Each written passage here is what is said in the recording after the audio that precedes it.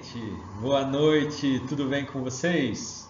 Estamos apresentando uma nova forma da nossa live devocional, espero que seja mais prático também para você. Como eu não estou mais no Facebook, a gente vai, nas vezes que eu for fazer a minha live, elas serão encaminhadas dessa maneira daqui para frente, tá? Eu espero que seja edificante para você. Bom, hoje eu quero compartilhar um texto que está em Hebreus, capítulo 10, versículo 25. Não deixemos de nos reunir como igreja, segundo o costume de alguns, mas encorajemo-nos uns aos outros, ainda mais quando vocês veem que se aproxima o dia. Não tem como deixar de destacar, né?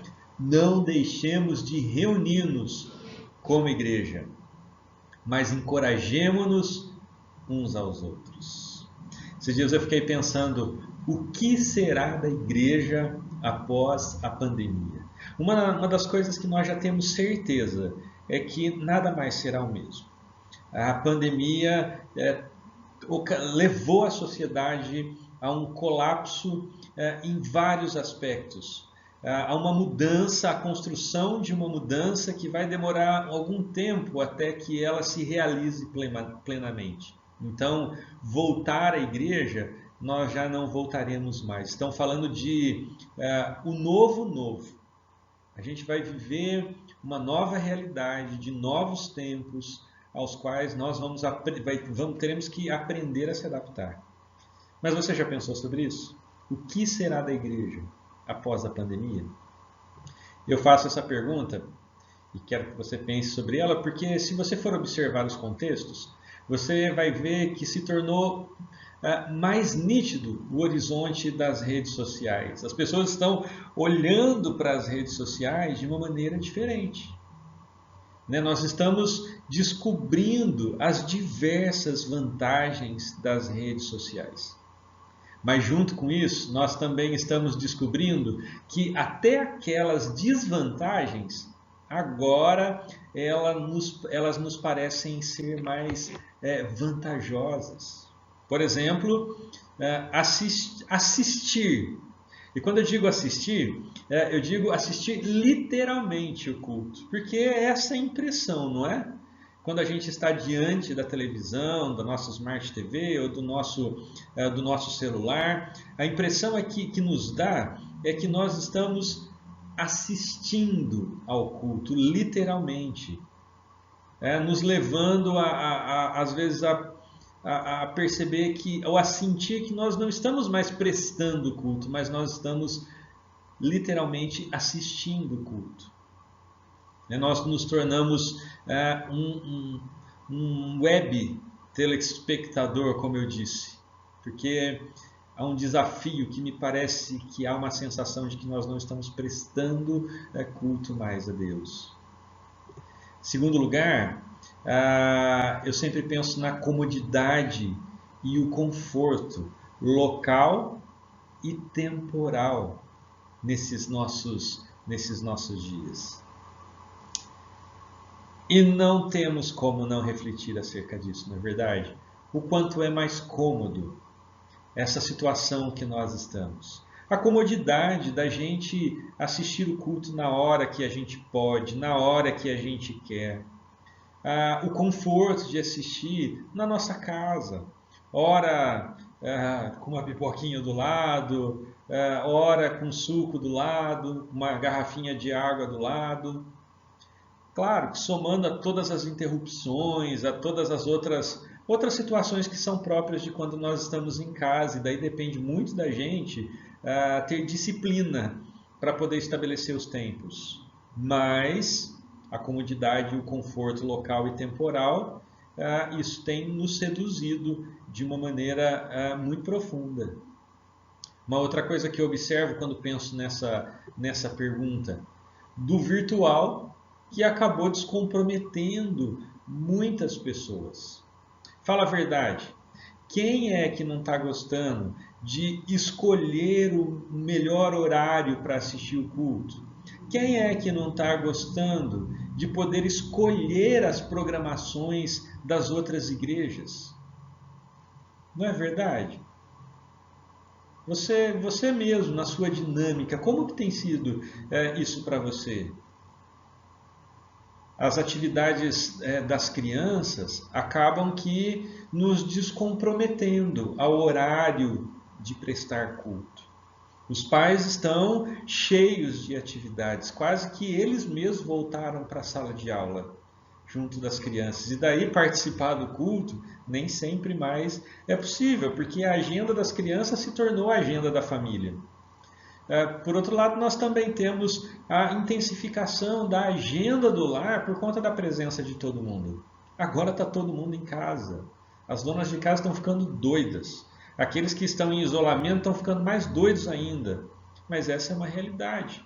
E essa relação virtual do nosso culto, da espiritualidade, ela acaba nos descomprometendo. Temos que considerar, entre os jovens e adolescentes, a carga excessiva de trabalhos da escola, da faculdade, na qual eles têm de dar conta, que às vezes acabam também utilizando o horário da escola dominical, das aulas do Paulinho, ou então o horário do culto, sempre envolvidos com uma agenda que se tornou prioridade. O virtual descomprometeu muita gente em relação à igreja, em relação à participação dos cultos. Aquele cansaço nosso de cada dia, porque Deus nos deu o trabalho, mas nós usamos o nosso cansaço como uma maneira da gente não se comprometer com o horário do culto, com o horário do estudo. Eu me lembro que antigamente as pessoas falavam assim, mas para que estudo bíblico de quinta-feira? Mas mais uma vez tem que ir na igreja durante a semana, o combustível está caro. Só que agora a gente tem isso virtual e mesmo assim os números de pessoas que estão assistindo são muito baixos. Embora alguns possam defender de que, olha, não são pessoas, são equipamentos ligados. Mas o pastor sabe o tamanho da sua comunidade, sabe o tamanho da sua igreja, sabe a quantidade de equipamentos, pelo menos uma boa quantidade de equipamentos que se pode fazer noção que se tem dentro de um lar. Isso sempre é um grande desafio para nós, mas o virtual descomprometeu a muitos de nós. Acerca disso, eu também fico pensando em outras situações que nos são um desafio. A Bíblia nos mostra que, através desse texto inclusive, que o isolamento da comunhão não é algo novo. Não é uma novidade na palavra de Deus, o isolamento. Tanto é que o texto fala acerca disso.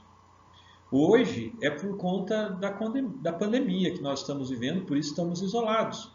Mas em tempos bíblicos, alguns já viviam dessa maneira. Aliás, eu posso te dizer até entre nós, não é verdade? Algumas pessoas já estavam se isolando da gente, sejam por razões, pelos seus próprios motivos, mas já estavam se isolando da comunidade, faltando aos cultos, faltando às escolas dominicais. Eles mesmos já estavam se autoimpondo um certo isolamento, por conta das suas angústias, dos seus sofrimentos e questões que são mais particulares. Nós também vemos no nosso dia que o isolamento da comunhão já foi retratado na palavra de Deus. Haja vista o texto que nós estamos propondo aqui. A Bíblia, através desse texto, ela mostra que esse assunto já foi uma preocupação da comunidade. E em terceiro, o isolamento da comunhão também já foi uma desculpa. É por isso que o apóstolo está dizendo aqui, não deixemos de reunir como igreja segundo o costume de alguns. E a gente vê que hoje em dia ainda continuam as desculpas.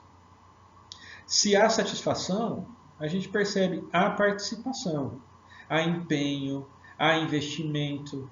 Mas quando a pessoa não está se sentindo satisfeita, ou quando a situação da igreja ela muda, então os primeiros passos que começam a ser dados na vida de algumas pessoas é o afastamento.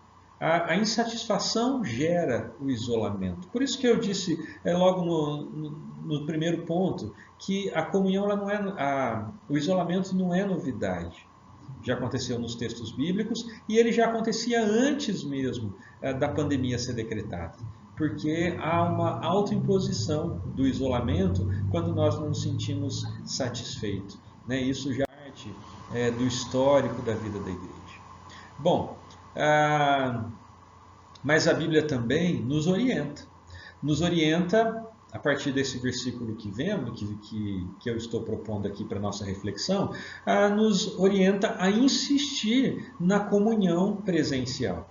Não deixemos de reunir-nos como igreja. É uma orientação bíblica. E é uma orientação bíblica não para Deus, mas para o nosso próprio bem.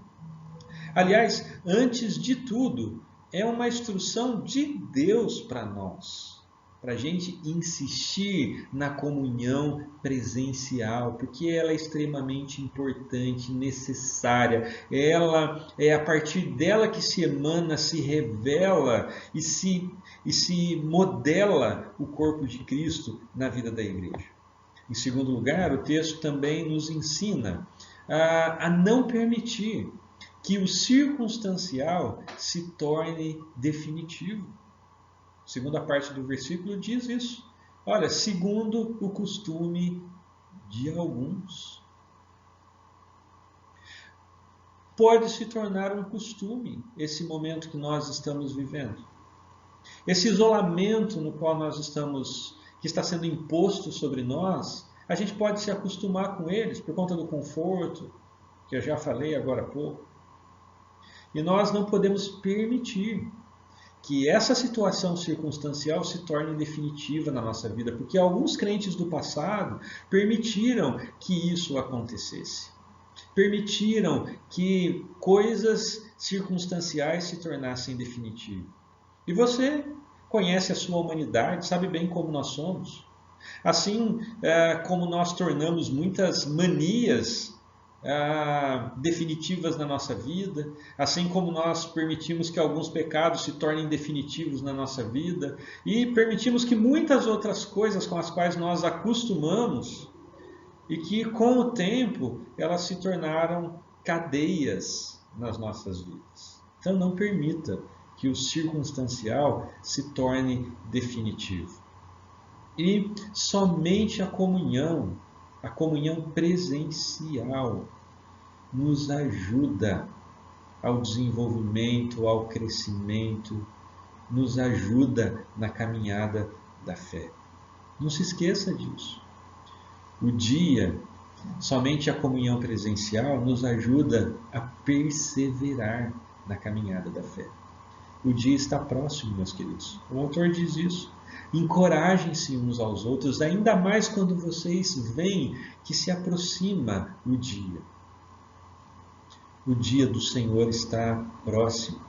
Desde quando Jesus ele se encarnou, o dia se aproxima. O reino de Deus se aproxima. E eu digo a você que quando nós estamos sozinhos, nós esfriamos. Assim como a brasa, ela se esfria distante do fogo.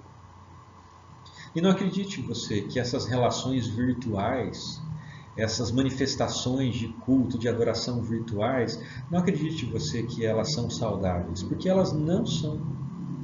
Elas podem fazer bem por um tempo, mas a Bíblia diz que a igreja é o corpo vivo de Cristo. E não é o corpo virtual de Cristo no mundo, mas é o corpo real, onde o seu espírito, e por meio do qual o seu espírito age. E é só a comunhão presencial que nos ajuda a perseverar na fé, a perseverar, a fazer com que a igreja persevere como o corpo de Cristo. Por isso eu queria fazer algumas aplicações aqui para a gente nesse instante. Em primeiro lugar, dado todos esses contextos, eu digo a você, se esforce mais em estar ao vivo nas nossas lives. Eu, enquanto pastor, termino o culto, termino a programação, eu vou dar uma olhadinha lá na nossa live, ver quem está presente, quem está ausente, e eu vejo que as pessoas que estão presentes, e peço, se você não faz, eu peço para que você faça, interaja com o povo de Deus. porque nós já estamos distanciados presencialmente. Então, se você está ali, se manifeste, se faça presente ali. Nós temos acompanhado que durante a transmissão, nós começamos com um pico, ao meio da transmissão a gente dá uma diminuída, depois dá uma subidinha, depois dá uma caidinha. Ou seja, nós vamos percebendo que ou a conexão das pessoas está caindo, ou então as pessoas estão cedendo aquelas mensagenzinhas que aparecem do Facebook, dizendo de uma mensagem de que alguém mandou, ou então a gente está caçando outras lives, outros cultos em outros lugares. É muito importante que você se esforce mais em estar ao vivo, em estar com a gente, em congregar com a gente, em reunir-se como igreja com a gente. Essa é a minha palavra de encorajamento para você. Se esforce mais. E eu digo para você que isso também é para o seu bem.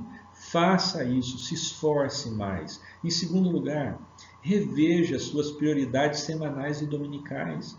Você tem tempo para o seu trabalho, você tem tempo para cuidar das crianças, as crianças têm tempo para a atividade da escola, a gente tem que arrumar tempo para as atividades do lar, para se alimentar, para dar conta de toda essa rotina, mas pense também sobre aonde você vai colocar nessa lista o desenvolvimento da sua espiritualidade, o seu tempo de se reunir como igreja.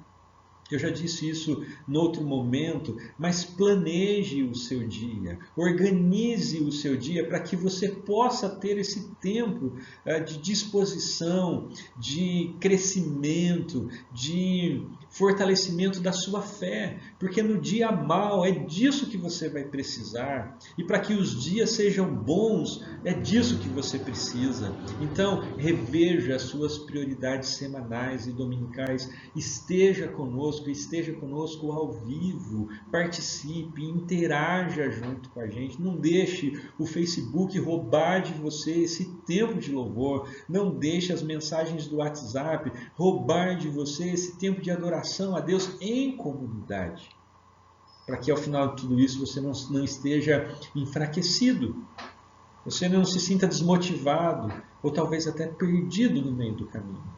Mas seja intencional, se esforce mais, reveja as suas prioridades e acerte essas prioridades. Deixe o tempo de Deus na sua agenda.